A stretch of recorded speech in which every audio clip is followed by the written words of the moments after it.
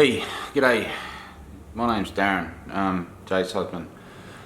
As you know, there hasn't been many posts of late, and if you've read any of the comments on the last video, she's passed away unfortunately on the 15th of July this year, 2016. It's taken me a while to do this, but I think it needed to be done just to let you people know, what happened and how it went and all that sort of stuff.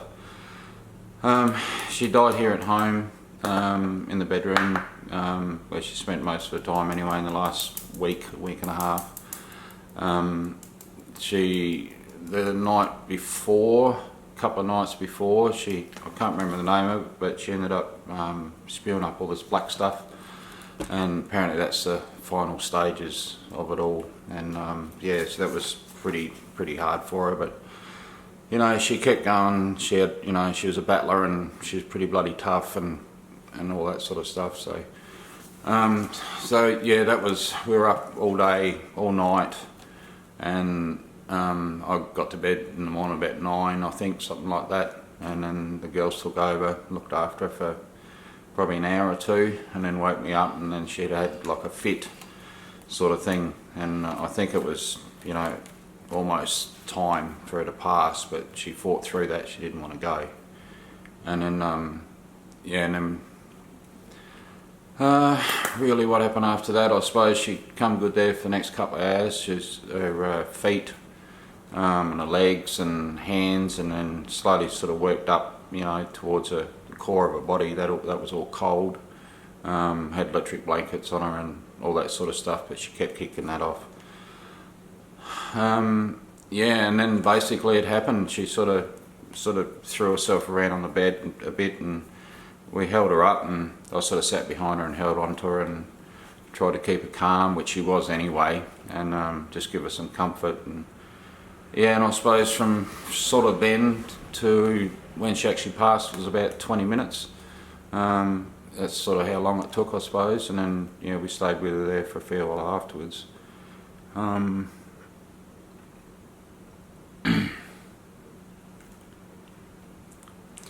Yeah, she went the way she wanted to go. Like, she didn't obviously want to die, but yeah, at least she was around family. All the family was around her, and all that sort of stuff. And the last word she said was, "I'm calm." So yeah, that was a good thing. Just a bit of history on how it all happened. It's hard to sort of look back, I suppose, but it was probably around 3 years prior. She'd get like a stomach cramp or something like that, and it was only mainly after she used to do a lot of gardening, so it was mainly after a lot of manual sort of work in the garden, digging or shoveling or something like that, and then she'd get a pain in her stomach, and it'd only last half an hour. She'd come inside and lay down for a bit and the pain would go, and we used to take the piss out of her, saying, God, you need to do some sit-ups and push-ups. So I suppose that was the start of it, but it wasn't all the time. It was probably every 6 months, maybe, something like that. She might get it for half an hour a go. So and it was all after manual labour. So it's not something you run to the doctor for. It's something that goes away. If we did that, well, And what else have I got here? When the last time it happened, yeah, like she was in a fair bit of pain. I come home about 7 at night, and I walked in the front, she walked in the back door, and she just coming in from being in the garden all day, and she had a heap of pain then. So we massaged it, each night and stuff. I kept still working, and the pain sort of got better. But then she ended up with jaundice, and we thought, oh well, something serious here is what's going on. So we got all the tests done, we got the scans, got all the hoorah stuff that you do, and that's when we found out she had pancreas cancer. And the pain was there, so that was locked in. It never went away. So and so they were saying, let's do surgery and let's do this and let's do that, and she was dead against chemo and all the rest of the stuff. And so we sat down as a family, as she's told you anyway, and went through all that stuff. So we started the treatment, and it was all with herbs, and natural foods and all that sort of stuff, no processed stuff, no shit. Yeah. And some of the stuff we used was turmeric oil, turmeric, and so you just can't use turmeric. You've got to use turmeric with an oil as a carrier, and a lot of and you also need to go with that is black pepper. A lot of people don't know that. Aloe vera juice, we grow aloe vera plants, so you know she was having, we'd drain them and skin them and chop them up in the Vitamize, and she'd drink that, you know, when she needed it or when she felt like it each day. Lemons and limes, because they're really high in alkaline or high pH. If you can keep your body runs at around 7.4 pH, so if you can try and keep that up around over the 7.4, you'll start killing cancers. So that was our goal.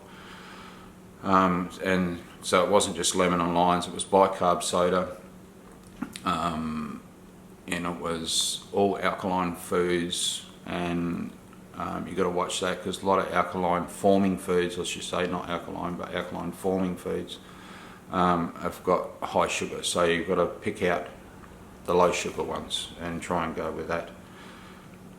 We tried the Gumby for a while, but that didn't really agree with her stomach. That sort of made her feel a bit sick and ill, so she sort of slowly backed off that. We're using vitamin C, and we're also, towards the end of it, using cayenne pepper. She had a few blockages, like with the where it is in the, you know, the pancreatic cancer, you know, it's sort of blocking off her food getting into her stomach, and everything we were doing, all the treatment was through the mouth, so it was important to try and keep that going. But it was a battle, but you know, we had a good go at it.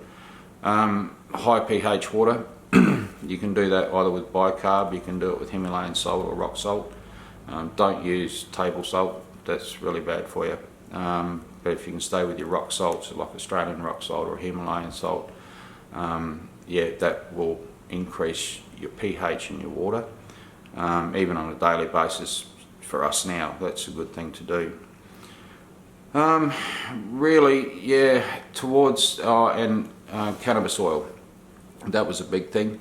But you got to get the proper stuff. The stuff you buy from the shops is just no good. You need the proper cannabis that's been done properly, made through the process of using pure alcohol, and get the oil off of that.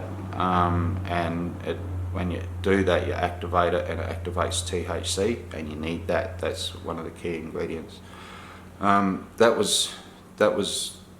reduced the pain. Like, she ended up basically at the end of it, she had no pain, and I think that was because it was a bit hard because I'm not a doctor, but it did reduce it.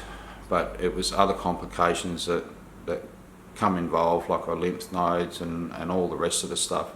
And basically, I think if we got this months prior, should be here today doing this video. It was just, we got this or realised what it was in the very late stages. So this shit does work. You need to have a plan of what you're doing and how you're doing it. You just can't, you know, throw shit around and do it. You got to, and don't load the thing up, you know, like every hour have something. Don't have them all in the morning and all at night sort of thing. Like, spread it out throughout the day. We started with her with different things. It was started from around 5 AM in the morning, went right through to about 12 at night. Yeah, but I think that the cannabis oil is the big one, but it's really hard to get the good stuff and the proper stuff, and expensive. It costs a bit. That said, after she did pass away, as you can imagine, she was it wasn't a very good time, and we planned years ago to bury her down in South Australia. We're in Queensland, so that's about, it was 2,600 k's away, and to get it down there was around $4,000, and I took 4 months off work going through this, and we owe shitloads of money, and the finances were very tight, extremely tight.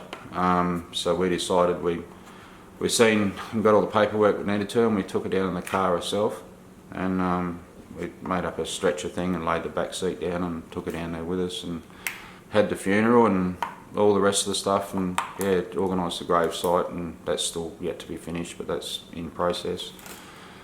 Yeah, so it was testing times, I suppose. If you're going to think about doing this, I would do it again, but you do need a strong family.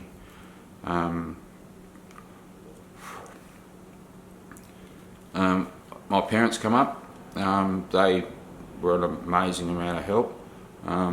The old girl, she did all the washing and all that sort of stuff, and the old man looked after the yard and a heap of other stuff that, you know, too numerous to mention. And my two girls, yeah, the younger one, she took about the same amount of time off work, helping out. Like, we were sort of, you know, tag team throughout the night and all that sort of stuff, and through the day, and you just grabbed a bit of sleep when you could. Yeah, and the other girl, my oldest girl, she, same thing, she was here when she could be. They've still got financial commitments, otherwise she would have been here 24/7, but she was here probably, you know, a good 90% of the time as well. And her husband, when he was here, he was cooking and cleaning and all sorts of stuff. Like, you need a strong family that pulls together.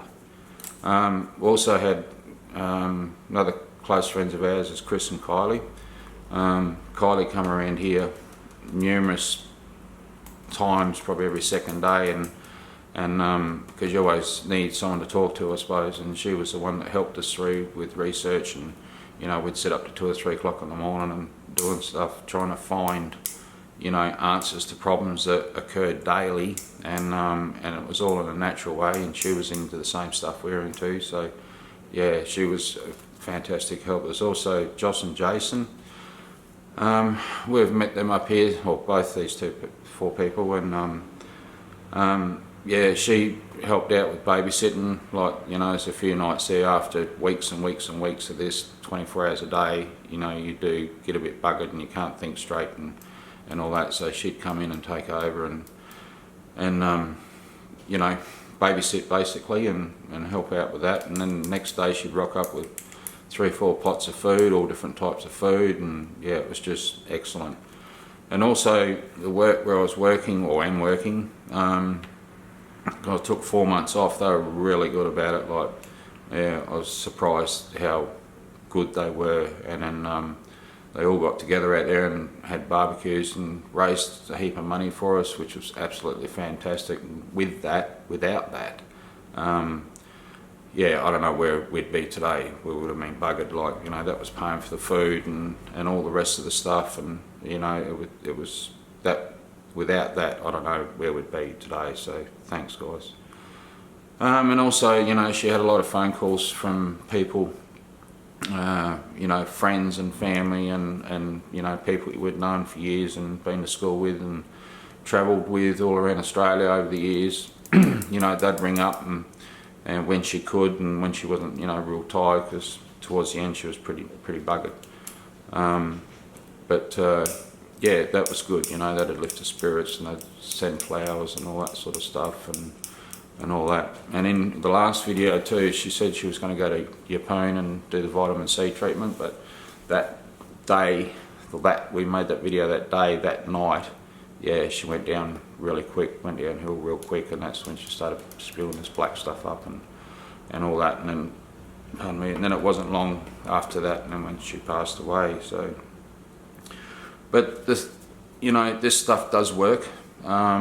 It's just that we don't know enough about it. You look on the websites, and if you want to look up turmeric, you really need to look up 10 or 15 different websites and find out which ones say the same. So that out of the 10, there might be 6 that say the same thing, and the rest is just wishy-washy shit. You know, you really got to pick out all the shit that's out there, because a lot of misleading stuff. That's probably the hardest part, you know, because when in something like this, it's not as if you got a mob of sheep in a paddock and you can try it and that doesn't work, we just grab another one and have a go and see if that works. Like, it's a you know, you've got to try and do it right the first time, which we thought we were doing, and I think we did do it right.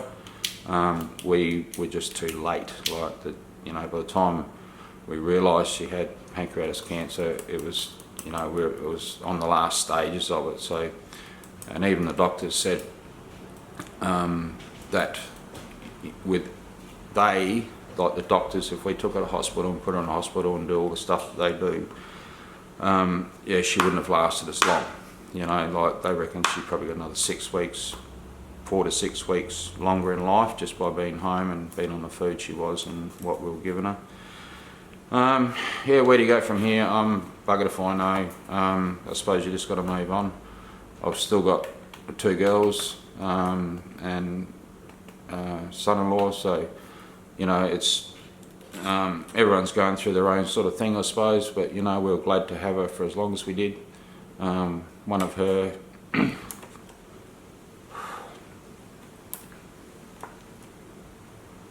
one of her things was that the kids be old enough, so you know that they are, so that's good.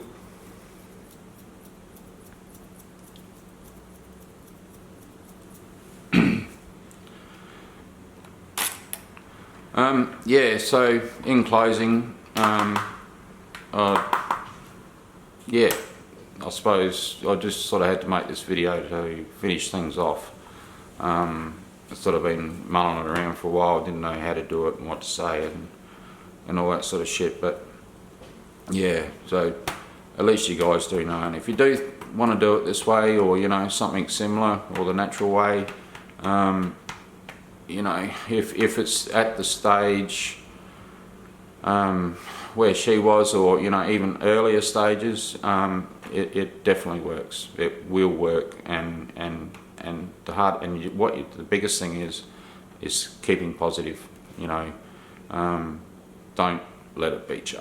Yeah, and even though it has for us, but there's always, you know, it's one negative, one massive negative, but there's, you know, there's a heap of positives that's going to come out of this some way. I don't know when or why yet, but they will come. So, all right, no worries, guys. Thank you.